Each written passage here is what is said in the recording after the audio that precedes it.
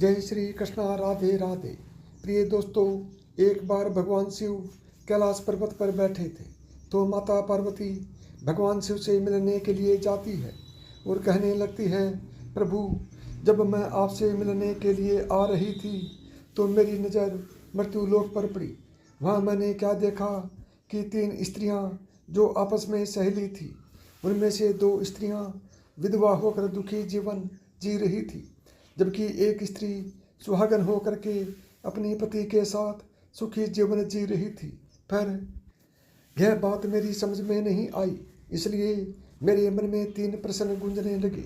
अब मैं आपसे यह चाहती हूँ कि आप मेरे तीनों प्रश्नों के उत्तर देकर मुझे संतुष्ट करने की कृपा करें। इस प्रकार माता पार्वती की बात को सुनकर भगवान शिव कहते हैं, पार्वती, तुम मुझे अपने तीनों प्रश्न बताओ। मैं तुम्हें तुम्हारे प्रश्नों के उत्तर देकर पूरी तरह संतुष्ट करने का प्रयास करूँगा। अब माता पार्वती कहती है, प्रभु, मेरा पहला प्रश्न है, कौन सी स्त्री समय से पहले विधवा हो जाती है? मेरा दूसरा प्रश्न है, कौन सी स्त्री के जीवन में कभी सुख नहीं मिलता? जो एक पत्नी कौन सी चीज़ है जो एक पत्नी अपने पति को मांगने से भी नहीं देती है? इस प्रकार माता पार्वती के प्रश्न सुनकर भगवान शिव कहने लगे, पार्वती, तुम जिन स्त्रियों की बात कर रही हो उनमें से 2 स्त्रियां विधवा होकर अपना दुखी जीवन जी रही हैं और वहीं पर एक स्त्री सुहागिन होकर अपने पति के साथ में अपना सुखी जीवन जी रही है। तुम जानना चाहती हो आखिरकार ऐसा क्यों है? तो मैं तुम्हें एक छोटी सी कहानी सुनाता हूँ। उस कहानी को बहुत ही ध्यान से सुनना। आधी अधूरी कहानी सुनने वालों को आधा अधूरा ही ज्ञान प्राप्त होता है, जो जीवन में कभी काम नहीं आता है। क्योंकि तुम्हारे तीनों प्रश्नों के उत्तर इस छोटी सी कहानी में समाये हुए हैं। इस कहानी को यदि तुमने ध्यान से सुना तो तुम्हारे तीनों प्रश्नों के उत्तर तुम्हें अवश्य मिलेंगे और तुम्हें संतुष्टि प्राप्त होगी। माता पार्वती कहती है, प्रभु, मैं आपकी बात से सहमत हूँ, आप कहानी शुरू करें। मैं कहानी को पूरे मन से सुनूंगी और जब तक आप कहानी बोलेंगे तब तक मेरा मन किसी दूसरे स्थान पर नहीं जाएगा। भगवान शिव कहते हैं, पार्वती, सबसे पहले मैं तुम्हें उस स्त्री की कहानी सुनाता हूँ जो सुहागिन बनकर सुखी जीवन जी रही है। देखो, जिस सुहागिन स्त्री की तुम बात कर रही हो वो सुहागिन स्त्री एक राजा के नौकर की पत्नी है। वो जिस नौकर की पत्नी है उस नौकर को अपनी पत्नी पर पूरा विश्वास है और भरोसा है कि वो पतिव्रता है, जिसकी महिमा वो अपने साथियों से बार बार करता है।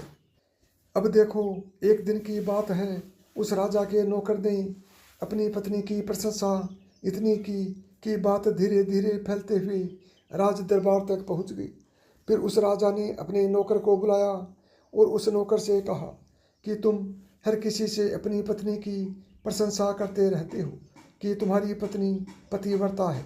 क्या वास्तव में तुम्हारी पत्नी पतिव्रता है? क्या तुम्हें पूर्ण विश्वास है? भगवान शिव कहते हैं, पार्वती, इस प्रकार राजा की बात सुनकर नौकर कहने लगा, महाराज, मुझे पूरा विश्वास है कि मेरी पत्नी पूरी तरह पतिव्रता है। अब उसी समय पर राजा का महामंत्री कहने लगता है, यदि मैं तेरी पत्नी का पतिव्रत धर्म खंडित कर दूं तो तुझे क्या सजा मिलनी चाहिए? तो नौकर ने कहा, यदि आप मेरी पत्नी का पतिव्रता धर्म खंडित कर देते हो तो महाराज मुझे फांसी लगा देना। तो राजा का नौकर भी मंत्री से कहता है, महाराज, अगर यह मेरी पत्नी का पतिव्रता धर्म खंडित नहीं कर पाए तो इनको सजा क्या मिलनी चाहिए? तो राजा ने कहा, मंत्री को भी फांसी की सजा दी जाएगी। भगवान शिव कहते हैं, पार्वती, इस प्रकार मंत्री ने स्वीकार कर लिया और नौकर से पूछा कि क्या वस्तु लाऊं जिससे तू माने कि मैं तेरी पत्नी का धर्म खंडित करने में सफल हुआ। तो नौकर ने कहा, मंत्री, यदि तुम मेरे घर जाकर मेरे विवाह के समय पर मुझे एक पटका मिला था और एक कटार मिली थी जो दूल्हे को देते हैं, वो मेरी पत्नी ने बहुत ही संभाल के रखी है। जो सुहाग की निशानी मानी जाती है, यदि पटका और कटार लाकर तू मुझे दिखा दे तो मैं मान जाऊंगा कि मेरी पत्नी का धर्म तूने पूरी तरह नष्ट कर दिया है। अब भगवान शिव कहते हैं, पार्वती, शर्त स्वीकार हो जाने के बाद वो मंत्री शहर में जाता है और एक दूती से जाकर मिलता है। वो दूती एक दूसरे से भिड़ने का काम करती थी और जो काम कोई नहीं करता था उस काम को करने में वह सक्षम थी। फिर इस प्रकार उस मंत्री ने उस दूती को अपने स्वार्थ के लिए बुलाया और दूती से कहा, देखो, इस नाम का एक व्यक्ति है, उसने मेरी शर्त लगी है। और फिर उसने उस शर्त के बारे में उस दूती को सारा कुछ बता दिया। फिर वो उस दूती से कहने लगा कि तुझे कैसे भी करके उस स्त्री से मेरा संपर्क करवा दे, तुझे जितना धन चाहिए मैं उतना धन दूंगा। भगवान शिव कहते हैं, हे पार्वती, इस प्रकार मंत्री की बात सुनकर दूती कहने लगी, भाई, तू उस औरत के बारे में बात मत कर, वह औरत पूरी तरह से पतिव्रता है। वो तेरी ओर देखेगी भी नहीं, तेरी शक्ल भी नहीं देखेगी, और उसके परिवार वाले भी खूंखार हैं, तेरी खाल उतार लेंगे। तो मंत्री कहने लगा, ठीक है, यदि तू मेरा उससे संपर्क नहीं करवा सकती तो एक काम कर दे, उसके घर जा कर के पटका और कटार चुरा कर ला दे, और उसकी पत्नी के गुप्तांग के पास में यदि कोई चिन्ह है तो वह चिन्ह भी मुझे देख कर बता दे, फिर मैं तुझे मुँह मांगा इनाम दूंगा। भगवान शिव कहते हैं, पार्वती, यह बात दूती की समझ में आ गई। उसने कहा, ठीक है, मैं तुम्हारा काम अवश्य करूंगी। नौकर शहर में रहता था।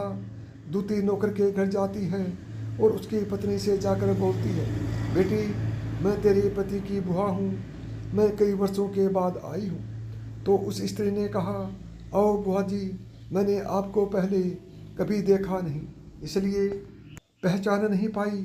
और इस प्रकार उस दूती को उस नौकर की पतिव्रता स्त्री ने बहुत बड़ा सम्मान दिया, मगर उसे क्या मालूम था कि वह उसके साथ में छल करने आई है। अब भगवान शिव कहते हैं, पार्वती, इस प्रकार वह दूती उस पतिव्रता स्त्री के साथ में 2 दिन तक रुकी। जिस समय वह स्त्री स्नान करने लगी तो दूती उठकर उस पतिव्रता स्त्री की कमर मलने लगी।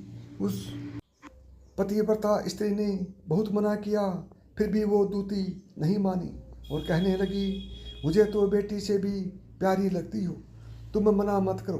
काफ़ी दिनों के बाद मेरी तुम्हारी मुलाकात पहली बार हुई है। अब ऐसा कहकर वो दूती पर हाथ फेरने लगी। फिर आँखों को धोने के बहाने से उस दूती ने उस पतिव्रता स्त्री की आँखों में पानी मार दिया और उस स्त्री की आँखें बंद हो गई। इस प्रकार गुप्तांग के पास जांग पर उस स्त्री को एक तिल था, जो उस दूती ने देख लिया, बस उसका काम बन गया। उधर स्नान करने के बाद जब वो पतिव्रता स्त्री रसोई में खाना बनाने गई तो दूती को मौका मिल गया और उसने पटका और कटार उस नौकर के घर से चुरा लिए और वहाँ से चुपके से भाग गई। और जाकर दूती ने वह पटका और कटार मंत्री को दे दिए और उस पतिव्रता स्त्री के जांघ पर तिल के निशान भी बता दिए। भगवान शिव कहते हैं, पार्वती, फिर वो मंत्री पटका और कटार लेकर सीधा राजा के दरबार में पहुंचा और राजा से जाकर कहा, महाराज, मैंने नौकर की पत्नी के पास में 2 दिन बिताए और यह पटका और कटार उसी के हाथों से लेकर आया हूँ। फिर तो राजा ने दरबार लगाया और नौकर को बुलवाया तथा महामंत्री से सभा में पटका और कटार नौकर को दिखाने के कहा। फिर राजा की आज्ञा पाकर मंत्री ने उस नौकर को पटका और कटार दिखाई और उसकी पत्नी की जांघ पर तिल भी बताया।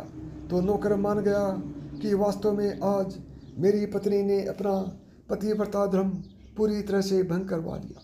भगवान शिव कहते हैं, पार्वती, फिर तो राजा ने फांसी का दिन 15 दिन बाद रख दिया और कहा, नौकर को 15 दिन के बाद फांसी पर चढ़ाया जाएगा। और इस प्रकार नौकर से उसकी अंतिम इच्छा पूछी तो नौकर ने कहा, मैं अपनी पत्नी से अंतिम बार मिलना चाहता हूँ।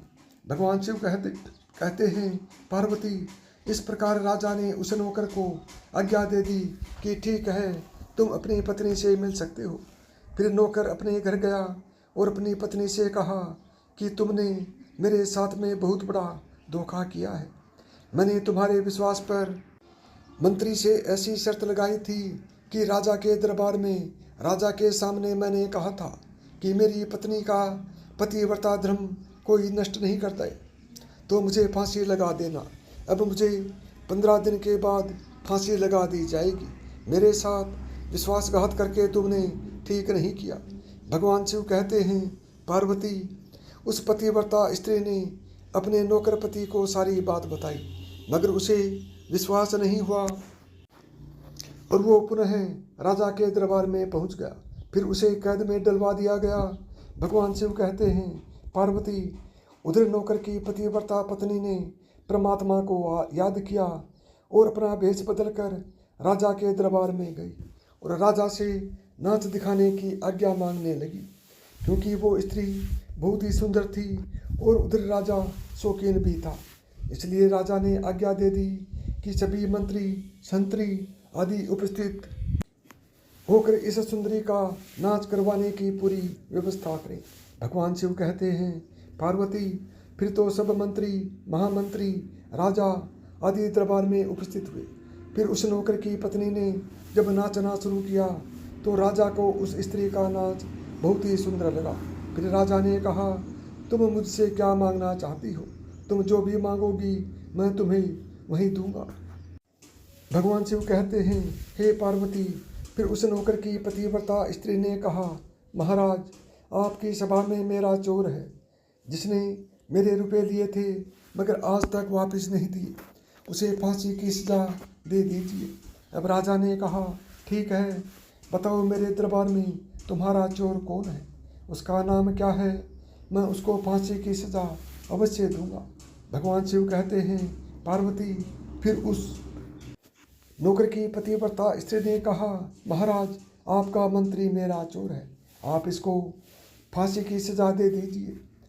अब उधर जैसे ही मंत्री ने सुना कि ये सुंदरी मुझे अपना चोर बता रही है, तो मंत्री कहने लगा कि महाराज, मैं कसम खाकर कहता हूँ कि मैंने इसका कभी कुछ नहीं चुराया, मैंने इसको कभी आज तक देखा ही नहीं, तो मैं इसकी कोई चीज़ चोरी कैसे कर सकता हूँ। अब भगवान शिव कहते हैं, पार्वती, जैसे ही मंत्री ने कहा कि मैंने इस सुंदरी की शक्ल आज तक नहीं देखी है, तो वो सुंदरी कहने लगी कि महाराज, यदि यह मंत्री मुझे जानता नहीं है तो आप इससे यह पूछिए कि यह पटका और कटार कहाँ से लाया था। मैं उस नौकर की पत्नी हूँ जो आपके यहाँ नौकरी करता है और आप मेरे निर्दोष पति को फांसी पर चढ़ाने वाले हैं। अब मैं आपको पूरी कहानी सुनाती हूँ। ये जो आपका मंत्री है, इसने मेरे पास में अपनी एक दूती को भेजकर मेरी जांघ के तिल का पता लगाया और उसने ही यह पटका और कटार चुरा कर इसको ला कर दे दी। और आपके मंत्री के द्वारा भेजी गई दूती जब मेरे घर आई थी तो उसने मुझसे कहा वह मेरे पति की बुआ है। वो पहली बार आई थी, इसलिए मैं उसको पहचान नहीं सकी।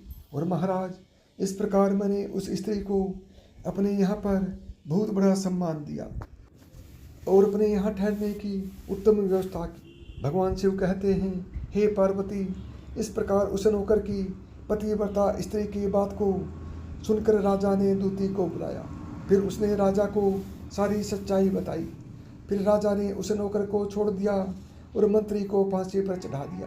भगवान शिव कहते हैं, पार्वती, इस प्रकार उस नौकर की पतिव्रती स्त्री ने अंत में राजा से कहा, महाराज, मैं अपने पति से बहुत प्यार करती हूँ, मैं एक चरित्रवान स्त्री हूँ, कभी भी अपने पति का नाम तक अपने मुँह से नहीं लेती हूँ। अब भगवान शिव कहते हैं, पार्वती, मेरी कहानी पूरी हुई जब तुम अपने तीनों प्रश्नों के उत्तर सुनो। तुम्हारा पहला प्रश्न था कि कौन सी स्त्री समय से पहले विधवा हो जाती है, तो क्योंकि पति का नाम लेने से पति की उम्र कम हो जाती है और समय से पहले ही उनके पति की मृत्यु हो जाती है। ऐसी स्त्रियां जो अपने पति का नाम लेती हैं वह समय से पहले ही विधवा होकर एक दुखी जीवन जीती है। बस यही राज की बात है कि तुम जिन 3 सहेलियों की बातें कर रही थी उनमें से 2 विधवा थी और एक यह नौकर की पत्नी थी जो पतिव्रता स्त्री थी। यह पतिव्रता कभी भी अपने पति का नाम कभी भी अपने मुंह से नहीं लेती थी। उधर वो 2 स्त्रियां जो विधवा होकर जीवन दुखी जी रही है, वह हमेशा अपने पति का नाम लेकर ही बुलाती थी, जिसकी वजह से उनके पति की उम्र कम हुई और फिर वो दोनों स्त्रियां समय से पहले ही विधवा हो गई और अब वो दुखी जीवन जी रही हैं। इसलिए कभी भी स्त्री को अपने पति का नाम अपने मुंह से नहीं लेना चाहिए। तुम्हारा दूसरा प्रश्न था कि कौन सी स्त्री को जीवन में कभी भी सुख नहीं मिलता। तो समझ लीजिए, जो स्त्रियां अपने पति की बिना अनुमति के किसी तीर्थ स्थान पर या उत्सव पर जाती हैं, उनके जीवन में कभी सुख नहीं आता है। ऐसी स्त्रियां जीवन में दुखी रहती हैं और उन्हें पति का कभी प्रेम नहीं मिलता।